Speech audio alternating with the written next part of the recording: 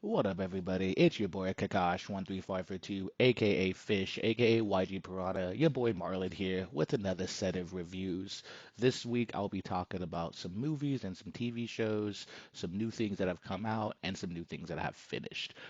Let's jump right into it. The four things that we'll be talking about today, we'll be talking about the movies Beekeeper starring Jason Statham and Napoleon starring Joaquin Phoenix, directed by Ridley Scott. And then the two TV shows, live action TV shows that we'll be talking about will be Percy Jackson and the Olympians and Next Level Chef Season 3. So those will be the four things we'll be talking about. Beekeeper, Napoleon, Percy Jackson, and Next Level Chef. Let's not hold back. Let's get right back into it. Beekeeper. Beekeeper. Jason Statham, phenomenal film.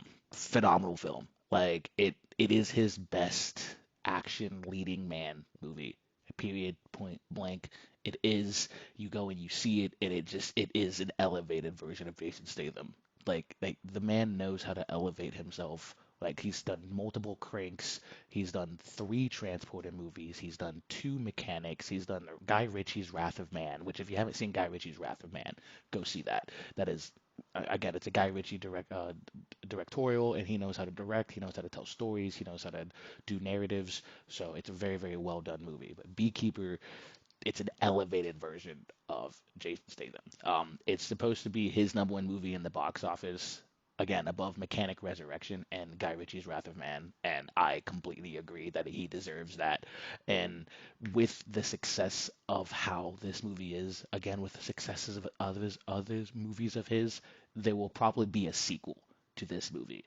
Um, in interviews and in reviews about the movies, in interviews with Statham and with the director, they have stated that the world building of Beekeeper hasn't really hit anything yet, and they could dive deep, way deeper into the story and into the world building of the universe of the Beekeepers. Because Jason Statham is part of a covert ops, basically called the Beekeepers. Like nobody knows that they're a thing, kind of like like MI6 stuff like that. Um, he also happens to be an actual beekeeper for this elderly lady. He works on her property. And the plot of the movie is that there's this company out here committing phishing scams. And they did a phishing scam to this elderly woman, and she got scammed, and she ended up, spoiler, she ended up committing suicide. Through that act of suicide, it prompted Jason Statham's character to get back into action and to so what protect the hive. Like it was you guys ended up making someone very near and dear to him die. He deserves payback, and the way that the film is filmed, the way that the shots are done, the way that the action sequences are done, like the whole like opening action sequence that he does, he takes out and then like six to seven, like 6 to 12 guys without even firing a shot. Like the man is completely trained, and they stylize his action sequences very well. Again, thanks to Bruce Lee, these action sequences exist, but they stylize these sequences very very well to allow him to elevate again his action movie. Um, Josh Hutcherson is also in this, and it's really cool seeing him. He kind of felt like how Daniel Radcliffe felt like a goofy bad guy, and there's nothing wrong with a goofy bad guy. You know, bad guys have quirks, have goofiness to them, have things that are usually like nothing something quite right with this guy, which is what makes them, a villain in a movie or a comic book and stuff like that. And Josh Hutcherson did a really good job embodying that. His acting was really good in the movie, and it was really cool seeing him again. We've been watching him since he was a kid, so it's really cool, when he pops up every now and then. It's like, oh, hey, look, it's little Josh. So, but again, definitely Jason Statham's best action movie leading man. Like he does a good job in the Expendable movies, but again, like when you watch the way that he does martial arts and the way he does gun sequences and fight sequences, he is bar none in his own way, and this definitely elevated him to the next level that you wanted to see him in Hollywood. Uh, Beekeeper, it's available for, I believe, purchasing on like Vudu and maybe a couple other streaming services, but I believe it's still in the theaters. So if you haven't go see that in the theaters, go see it in theaters. So yeah, next thing we'll be talking about is Ridley Scott's Napoleon featuring Joaquin Phoenix. I did not see this in the theaters. I kind of wish that I did, just because of the way I'll get into it, but just because of it being a war movie. I am a little sad I didn't see it in the theaters. At the same time, I am glad that I purchased this and added this to my personal Vudu library, and it was an instant watch, and I loved it from beginning to end. The directing on it was phenomenal. One of the best things to see in this movie was that it was a large scale cast, 300 plus people on set at once for the battle sequences, real life explosions, the artillery cannons, obviously the cannons themselves and all of that CGI, but the actual blast and the actual igniting of the cannons was real.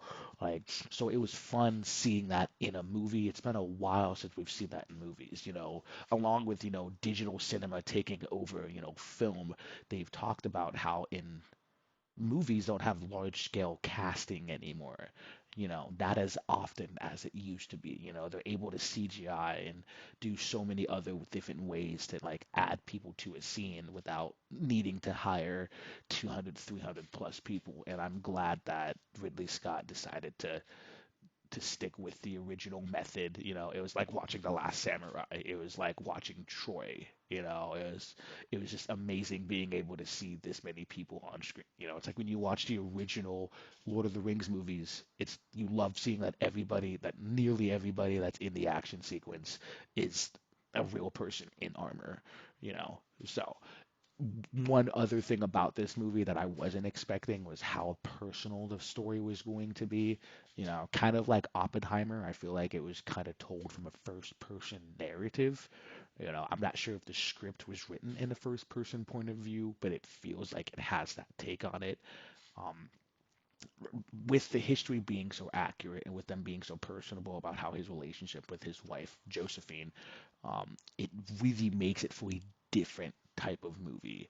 Like, it was not a normal pacing of movie. It didn't detract it. It wasn't uninteresting, but it's been a while since I've seen a movie that was paced in this kind of narrative, in this kind of telling of the story of like bouncing between his different battles and then what went on in between the battles and stuff like that. you know what they also had to talk about, the dissolution of the French government, so that was one thing that I didn't really take into consideration when I was going into the movie, was how much politics was going to take place. Obviously they had to. It was a very politically based time out in France, which is how Napoleon became emperor of France. So, and throughout the movie, whenever they show the battles and whenever they show his personal life, it agrees with the flow of it, agrees with something that I read online. I read online that somebody said that you can admire somebody is what they've done without admiring who they are. And Napoleon is a great example of that. It's like you don't have to like him as a person, but as a military mind, as a military feat, to not admire him is kind of like a disgrace because the man militarily was amazing. Like he was able to do what other people couldn't do, and he did it in such a short amount of time. Like, one of my favorite battles, obviously one of the bigger battles of the movie, one of the bigger battles of his history was the Battle of Austerlitz. It was kind of the only one that I actually knew about going into the movie because um, I remember learning about this battle particularly because they always talked about how Napoleon had significant cannon warfare that was shown in the movie. Like, the man knew how to use cannons strategically and perfectly, and he knew how to use them at the right time and at the right placement. Um, Battle of Austerlitz is probably the peak of that thought process because no spoiler, he made the enemy think they had the high ground. He gave them the pace of battle. During the pace of battle, they didn't realize that there were hidden troops in a higher elevation within the trees with cannons, though they were seen to begin with during the battle. They didn't know that there were cannons, so it didn't deter the enemy troops from the invading over the ice. And then once the real part of the battle started, when the cannon started firing and the ice started breaking, it was the way that part of the film was. I was just like, this is why directors do what they do. Is for moments like this when they can tell when they can do shots like this in a movie. And I felt like that was definitely cinematically the best part of the movie, just because of the way and and as much as they talk about in the featurette's only like 49 seconds to a minute long. I'm a little disappointed in that. As much as they talk about it in the featurettes, it seems like these guys did their research. It seems like these guys did their history. They hit the books, they hit the scripts, they hit the letters, they hit everything they could to make sure when you as a viewer watch the movie, you were watching as close as you could a reenactment to Napoleon's conquerorship of France and other nations around France, obviously. So it was a great movie. Personally, I don't believe it's in theaters anymore. I believe it's available on like Apple Plus and Vudu and stuff like that. So definitely go pay for it if you do want to go watch it or rent it. But I recommend that if after you watch it, you're probably gonna want to keep it. So just pay for the dang thing. Um, However, I heard a rumor when I was reading online. I'd heard whispers that there could be a 4 hour like director's cut version of the film, supposedly dropping on Apple Plus at some point this year. If that is the case, I am super excited to see what that's about because the movie's already like 2 hours and like 4 minutes, something like that. So to add like an extra nearly 2 hours of footage, like it's would be phenomenal to see how much extra footage is supposed to be shown in this film. And there's already quite a bit of story and stuff like that that's told and whatnot. There's not much that's missing. So, Napoleon, Joaquin Phoenix, directed by Ridley Scott. Go purchase it, go watch it. It's a great movie. We're going to be transitioning over now to TV shows, and we'll be talking about Percy Jackson and the Olympians, which was a great adaptation. The moment they announced that on Disney Plus, I was really excited. I told my girlfriend, she was kind of skeptical. She watched it with me. She really enjoyed it as well. It's been a long time since we've seen these stories touched upon because the last two movies were from 10 plus years ago. Thus Lightning Thief coming out in 2010 and Sea of Monsters coming out in 2013. With that being the case, it's been such a long time, and I personally thought they were gonna go through all of them, but they didn't. Hence, it's been so long. Um, so with it being such a long time, it's a breath of fresh air touching this story. They also chose a young enough cast to be able to grow with the pacing of the fact that there's so many books. Like season one is Lightning Thief. I'm hoping season two is Sea of Monsters. Season three is Titan's Curse, so on and so forth. And I'm excited to see that the actors are gonna grow with it, kind of like Harry Potter. Like it's been a while since we've seen young actors grow with a multiple thing. Like I Harry Potter is very unique as opposed to they got away with it in the movies. It's cool seeing this in the TV show aspect because TV shows are now on the same pacing of movies. Like if you come out with a good enough TV show, it feels like a movie. And that's been the case for many, many years now. Percy Jackson not detracting or falling pace from that. Um, so I'm truly excited to see where it goes, and truly excited to see the actors grow since they got them young enough to, grow with the characters and grow with the books. Spoiler: season finale had Lance Reddick as Zeus. That was crazy to see. That was probably one of the biggest drops because, as we all know, he died last year in March. He died literally a week before John Wick 4 came out. Spoiler: if you haven't seen John Wick 4, he dies in John Wick 4. So it's like really sad seeing him die in a movie a week after he died in real life, and then so posthumously he was in that, and posthumously he was also Thordak, the great dragon in Vox Machina. So, and he was the voice of that dragon. And it's like, so that's a character that will have to be replaced, unfortunately, and they will have to replace Zeus as well. They like one of the articles on YouTube on Yahoo, excuse me, I was reading said that they're in denial of the fact that he's gone, that he, can't return as Zeus. They have to recast, kind of like how when Dumbledore passed away after the second Harry Potter movie, and they had to recast him. It's kind of the same impact of character. So it'll be really exciting to see again how seasons two, three, and everything else play out. But it is really sad that he was, or already it was already filmed, it was already casted, it was already done before he passed away, and then he passes away, and then it's like it was really crazy seeing him on screen. Like it was definitely not something that I don't think anybody saw coming. I don't care who you were, if you were following the show and you knew he was going to meet Zeus at the end of it and give him back the bolt, blah blah blah. There was no way anybody had known that it was going to be Lance Reddick as Zeus because the man had passed away so long ago. Um, so I thought that was amazing and beautiful to see. It was really, really sad, but it was really, really beautiful to see.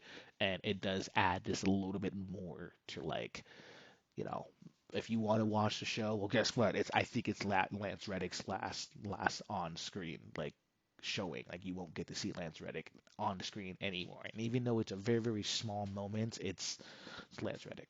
So definitely go watch that. It's on Disney Plus. The entire first season is out, so go enjoy that. Um, next, last but not least, we will be talking about my current favorite kitchen cooking show, Next Level Chef. It's back. It's been through the first three episodes, and I wanted to wait for the first three episodes after they announced how they were doing it because this is the first time they're doing it this way. In as opposed to the previous two seasons, they're making all of the contestants compete on all three kitchens, basement, middle, and top level, before they can even make it to the teams. And through that process, on each level, one chef gets eliminated. So as opposed to, so there's three teams of eight. There's social media chefs, house chefs, home chefs, excuse me, and professional chefs. Teams of eight, and they get dwindled down to teams of five. And in this next episode, coming up this upcoming Thursday, will be when they actually draft the players onto their teams, and then we see where the competition goes. And I'm really excited because it's a live draft.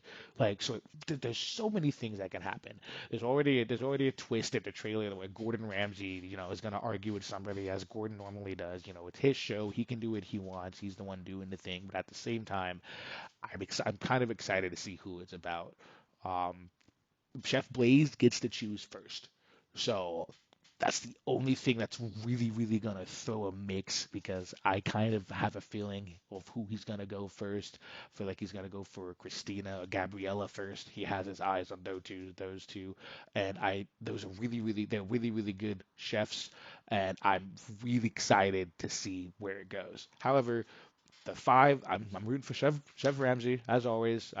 It's very very rare that I ever root for Optimus Prime. The Optimus Prime of anything, but like I've always rooted for Chef Gordon, and I will always root for Chef Gordon. And in this show, it's fun to root for him.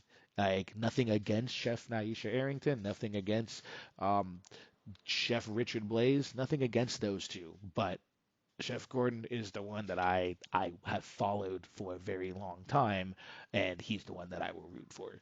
The five people that I want on his team is the social media chef Jordan, the home chef Mata, the home chef Alexandra, professional chef Chris, and professional chef Zach.